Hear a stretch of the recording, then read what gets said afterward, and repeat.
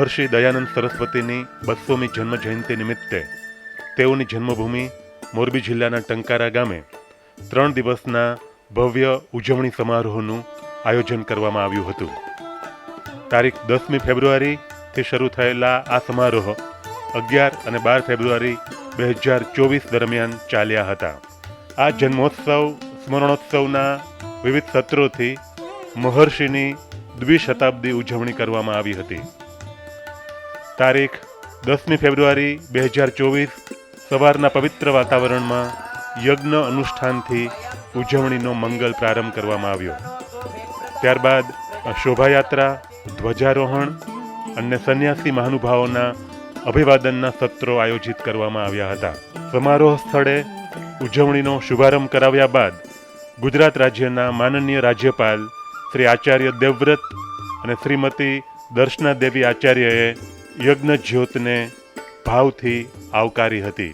રાજ્યપાલ શ્રી સહિત અનેક મહાનુભાવોએ મહર્ષિ દયાનંદ સરસ્વતીના જીવન કવન પરના પ્રદર્શનની રસપૂર્વક મુલાકાત લીધી હતી.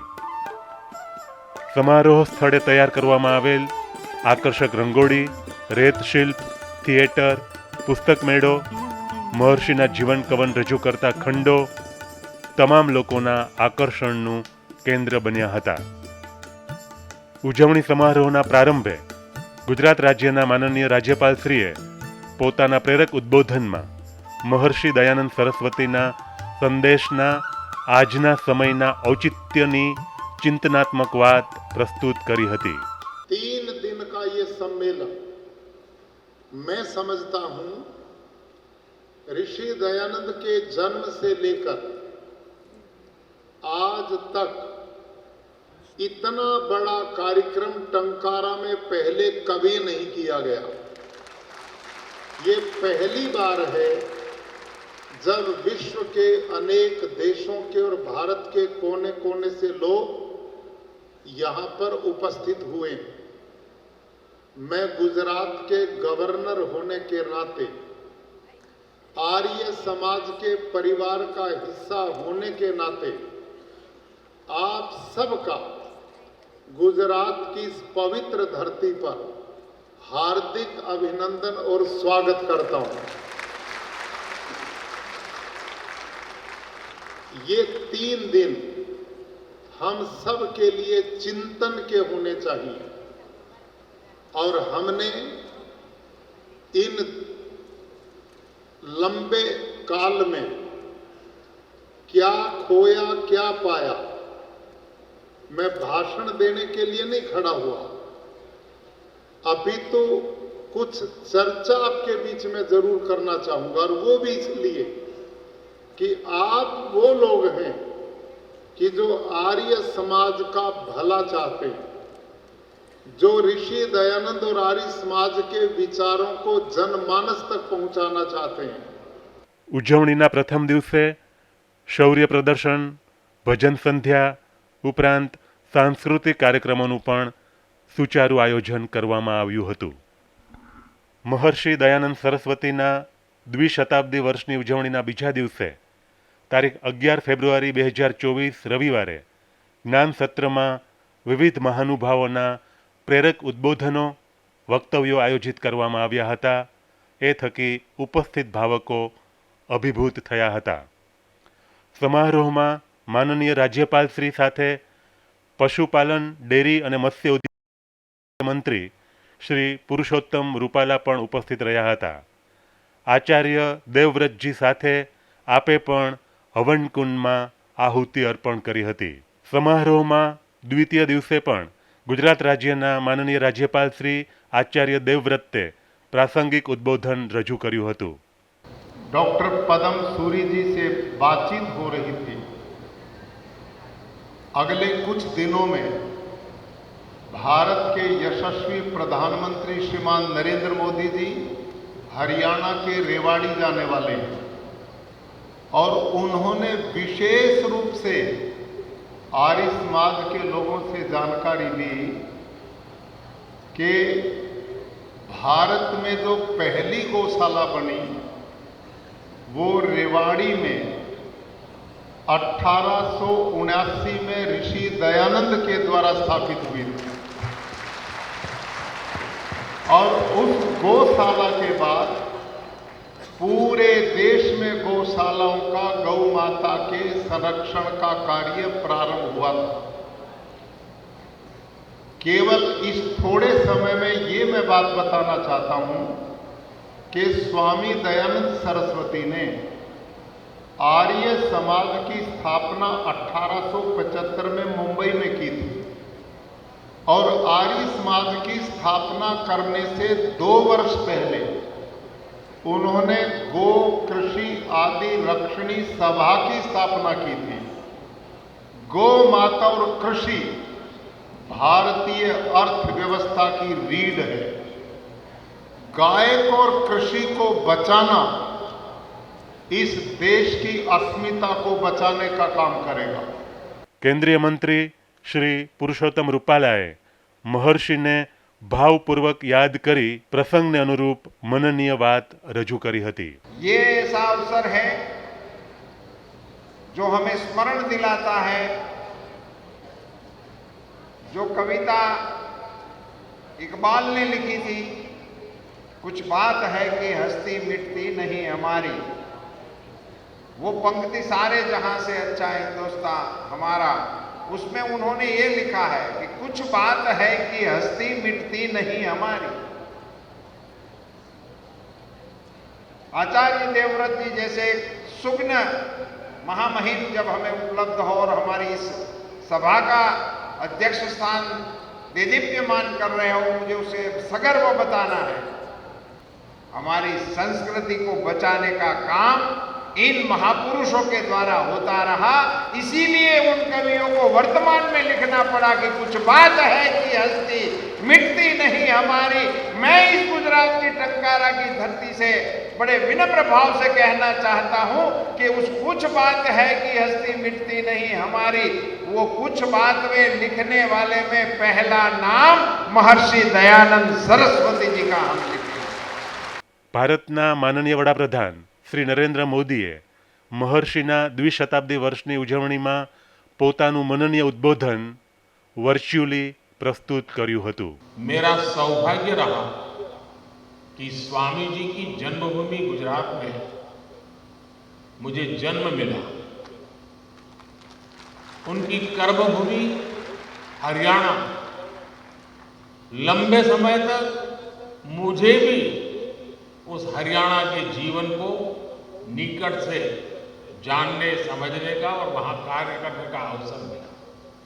इसलिए स्वाभाविक तौर पर मेरे जीवन में उनका एक अलग प्रभाव है, उनकी अपनी एक भूमिका है। मैं आज इस अवसर पर महर्षि दयानंद जी के चरणों में प्रणाम करता हूं, उन्हें नमन करता हूं। देश विदेश में रहने वाले उनके करोड़ों अनुयायियों को जन्म जयंती की बहुत बहुत बधाई देता हूं। साथियों, इतिहास में कुछ दिन, कुछ क्षण, कुछ पल ऐसे आते हैं जो भविष्य की दिशा को ही बदल देते हैं। आज से 200 वर्ष पहले दयानंद जी का जन्म ऐसा ही अभूतपूर्व पल था। ये वो दौर था जब गुलामी में फंसे भारत के लोग अपनी चेतना खो रहे थे। स्वामी दयानंद जी ने तब देश को बताया कि कैसे हमारी रूढ़ियां और अंधविश्वास ने देश को जकड़ा हुआ। इन रूढ़ियों ने हमारे वैज्ञानिक चिंतन को कमजोर कर दिया था। इन सामाजिक बुराइयों ने हमारी एकता पर प्रहार किया था। समाज का एक वर्ग भारतीय संस्कृति और आध्यात्म से लगातार दूर जा रहा है। ऐसे समय स्वामी दयानंद जी ने वेदों की ओर लौटो इसका आह्वान किया।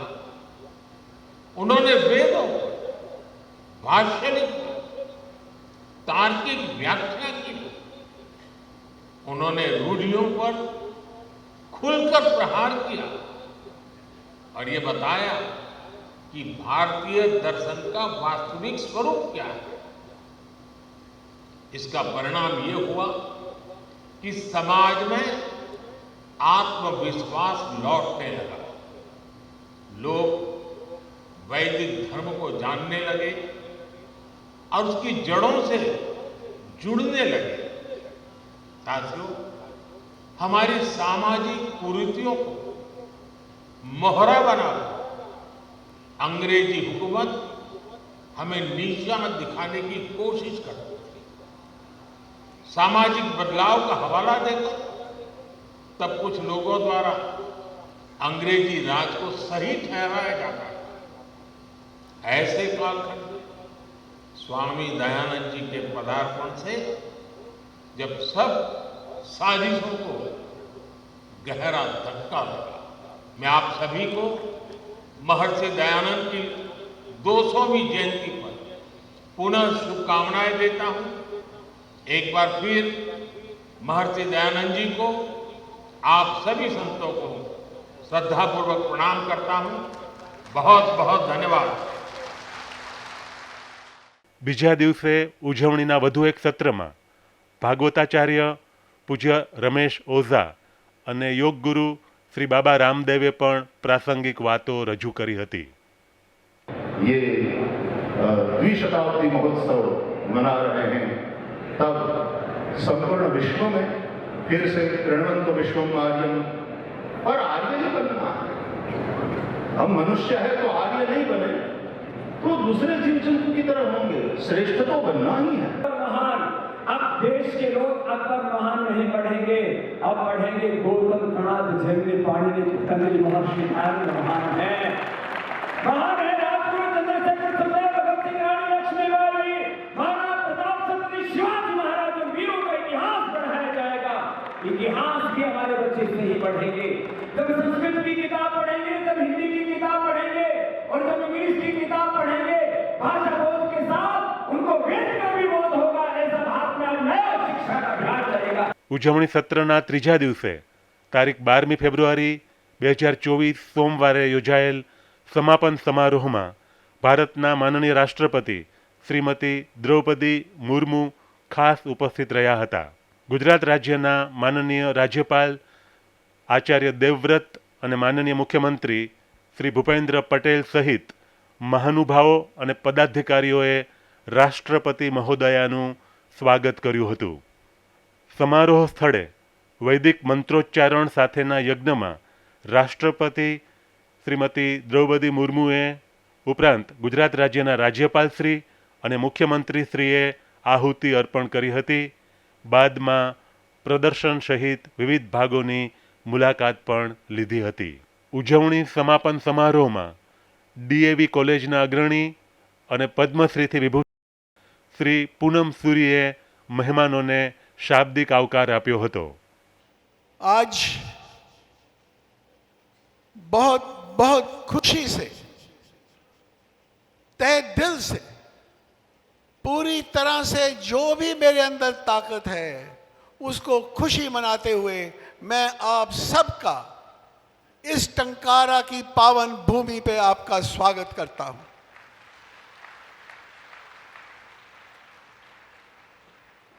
और मान्य आर्य प्रेमियों, आर्य बंधुओं, आज देखिए ये ऐतिहासिक क्षण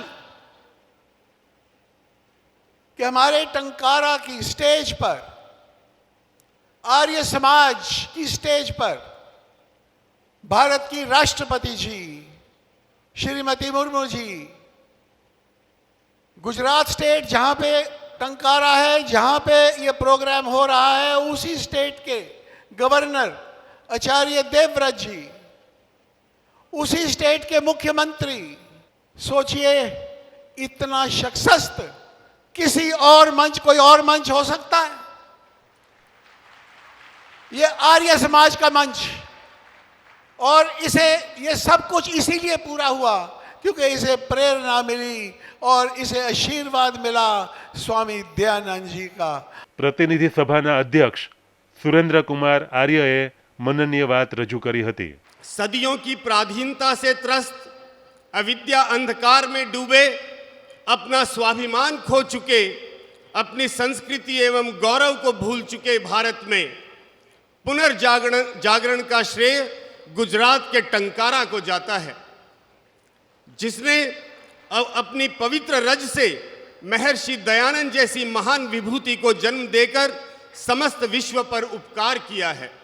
સમાપન સમારોહના અંતિમ સત્રમાં ગુજરાત રાજ્યના રાજ્યપાલ શ્રી આચાર્ય દેવવ્રતજીએ પ્રાસંગિક વાત રજૂ કરી હતી। ऋषि दयानंद और उन द्वारा निर्मित आर्य समाज अपने स्थापना काल से ही एक राष्ट्रवादी संस्था है, जिसने अपने प्रारंभ काल से भारत के उत्थान का ही एक लक्ष्य लिया है। स्वामी दयानंद ने आर्य समाज के 10 नियम लिखे हैं। उनमें छठा नियम है, संसार का उपकार करना आर्य समाज का मुख्य उद्देश्य है, अर्थात शारीरिक, आत्मिक और सामाजिक उन्नति करना। इन तीनों बिंदुओं पर आर्य समाज के विद्वानों ने, आर्य समाज के सन्यासियों ने, आर्य समाज की परंपरा को मानने वाले लोगों ने काम किया। સમગ્ર જન્મોત્સવ સમારોહ સત્રની ઉજવણી માટે તમામને અભિનંદન આપી ગુજરાત રાજ્યના માનનીય મુખ્યમંત્રી શ્રી ભૂપેન્દ્ર પટેલે પ્રસંગને અનુરૂપ પોતાનું વ્યાખ્યાન રજૂ કર્યું હતું।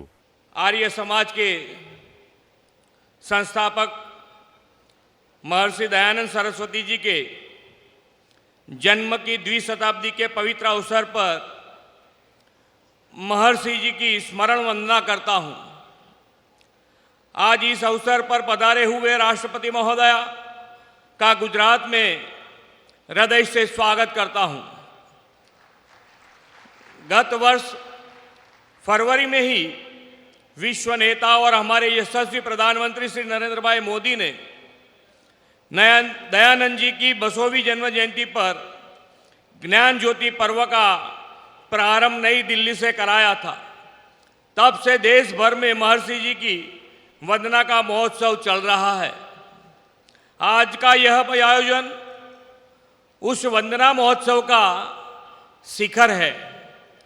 देश और दुनिया भर के आर्य समाजी परिवार गुजरात में आज इस महोत्सव में सहभागी हो रहे हैं। गुजरात ऐसी पुण्यशाली भूमि है कि पौराणिक और प्राचीन काल से ही युग पुरुष महान व्यक्तियों का अनुसंधान इस भूमि के साथ जुड़ा हुआ है। स्वामी दयानंद जी का आदर्श था कि भारत उसके प्राचीन मूल धर्म को फिर से प्राप्त करे, प्राचीन परंपराओं को पुनर्जीवित करे और फिर से एक बार समग्र दुनिया के लिए विश्व गुरु की भूमिका निभाए।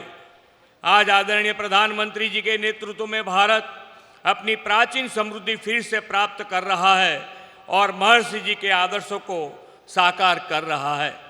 ભારતના માનનીય રાષ્ટ્રપતિ શ્રીમતી દ્રૌપદી મુર્મુજીએ મહર્ષિ દયાનંદ સરસ્વતીના જીવન કવનની પ્રવર્તમાન સમયમાં ઔચિત્ય અને મહાત્મ્યની વાત રજૂ કરી પોતાનું પ્રેરક ઉદ્બોધન રજૂ કર્યું હતું। ये मेरा सौभाग्य है कि आज के दिन महर्षि दयानंद सरस्वती जी की जन्मभूमि टंकारा में आने का मुझे अवसर मिला है। स्वामी जी की पावन स्मृति में सभी देशवासियों को ओर से मैं उन्हें सादर नमन करती हूँ और ये देवभूमि, ये पवित्र भूमि को भी मैं नमन करती हूँ। स्वामी जी की 200वीं जयंती पूरी देश के लिए एक ऐतिहासिक अवसर है। इस अत्यंत महत्वपूर्ण अवसर पर जन्म उत्सव ज्ञान ज्योति पर्व स्मरण उत्सव समारोह का आयोजन करने के लिए मैं दिल्ली आर्य प्रतिनिधि सभा श्री महर्षि दयानंद सरस्वती स्मारक ट्रस्ट टंकारा तथा समस्त आर्य संगठनों की सराहना करती हूँ। देवियों और स्वजनों, हमारी भारत भूमि धन्य रही है जिसने महर्षि दयानंद सरस्वती जैसी अद्भुत विभूतियों को जन्म दिया है। महान आध्यात्मिक पथ प्रदर्शक श्री अरबिंदो ने महर्षि दयानंद सरस्वती की महानता को व्यक्त करते हुए कहा था कि वे मनुष्यों और संस्थानों की मूर्तिकार थे। मुझे बताया गया है कि आर्य समाज संस्था से जुड़े लगभग 10,000 केंद्र आज मानवता के विकास और कल्याण के लिए कार्यरत है। स्वामी जी के आदर्शों का गहरा प्रभाव लोकमान्य तिलक, लाला हंसराज, स्वामी श्रद्धानंद और लाला लाजपत राय जैसे महापुरुषों पर पड़ा। स्वामी जी और उनके असाधारण अनुयायियों ने भारत के लोगों में नई चिंता का और नई चेतना का, आत्मविश्वास का संचार किया। कठियावाड़ की इस धरती ने भारत माता के महानतम सपूतों को जन्म दिया है। महर्षि दयानंद सरस्वती के बाद की पीढ़ियों में इसी क्षेत्र से राष्ट्रपिता महात्मा गांधी का जन्म हुआ। स्वामी जी ने समाज सुधार का बीड़ा उठाए और सत्य की सिद्ध करने के लिए सत्यार्थ प्रकाश नामक अमर ग्रंथों की रचना की। महात्मा गांधी ने भारतीय राजनीति में जन जन को शामिल करते हुए उसे आध्यात्मिक आधार दिया और सत्य के प्रयोग नामक आत्मकथा की रचना की। ये दोनों ग्रंथ हमारे देशवासियों का ही नहीं बल्कि मानवता का मार्गदर्शन करते रहेंगे और करते ही रहेंगे। मुझे पूरा विश्वास है कि आर्य समाज से जुड़े सभी लोग पूरे विश्व को श्रेष्ठ बनाने की स्वामी जी की सोच को कार्य रूप देने के दिशा में निरंतर आगे बढ़ते रहेंगे। मैं एक बार फिर महर्षि दयानंद सरस्वती जी की स्मृति को नमन करती हूँ और आर्य समाज परिवार की विश्वव्यापी सफलता की कामना करती हूँ। आप सबका बहुत बहुत धन्यवाद। जय हिंद, जय भारत। મહર્ષિ દયાનંદ સરસ્વતીની દ્વિશતાબ્દી ઉજવણીનો 3 દિવસ ચાલેલો સમારોહ ભવ્યાતિ ભવ્ય રીતે સંપન્ન થયો હતો।